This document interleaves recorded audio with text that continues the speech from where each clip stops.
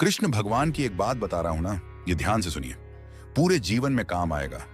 तो हुआ यूं कि जब भगवान 5 जगह मांगने आए थे, कौरवों से तो कहा था कि 5 जगह दे दो। पांडव आराम से रहेंगे, तुम आराम से रहना, कोई झगड़ा, कोई विवाद, कोई युद्ध नहीं।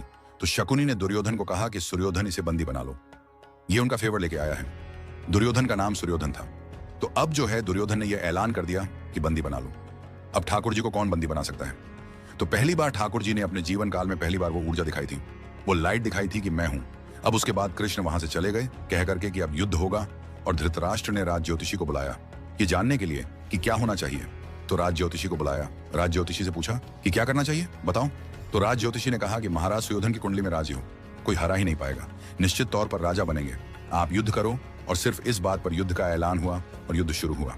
जब युद्ध शुरू हुआ तो उसके बाद 3 दिन बीते, कौरव हारने लगे थे। तो राज ज्योतिषी को फिर से बुलाया धृतराष्ट्र ने और कहा कि ये क्या चल रहा है। बोला महाराज, मैंने परिणाम की बात की है, अभी तो युद्ध शुरू हुआ है, परिणाम जो होगा उसमें दुर्योधन राजा बनेगा, दुर्योधन विजय होगा, आप राज तिलक की तैयारी कीजिए। बोले ठीक है। अब धृतराष्ट्र लगातार चिंता में था। 8 दिन बीत गए, आधी सेना निपट गई थी कौरवों की। अब ये दिखाई दे रहा था साफ साफ कि कौरव हार जाएंगे, पांडव जीतेंगे। तो फिर से बुलाया गया राज ज्योतिषी को। अब धृतराष्ट्र बैठे हुए हैं, महात्मा विदुर बैठे हुए हैं, और राज ज्योतिषी को पूछा गया कि भाई ये क्या हो रहा है। तो तू कह रहा था कि सुर्योधन राजा बनेंगे, अब तो 8 दिन बीत गए हैं, आधी से ज्यादा सेना निपट चुकी है हमारी। तो पता है राज ज्योतिष ने क्या कहा था कि वहां कोई है जिसने नक्षत्रों की दिशाएं बदल डाली, कोई है जो समय और परिधि से परे है, कोई है वहां।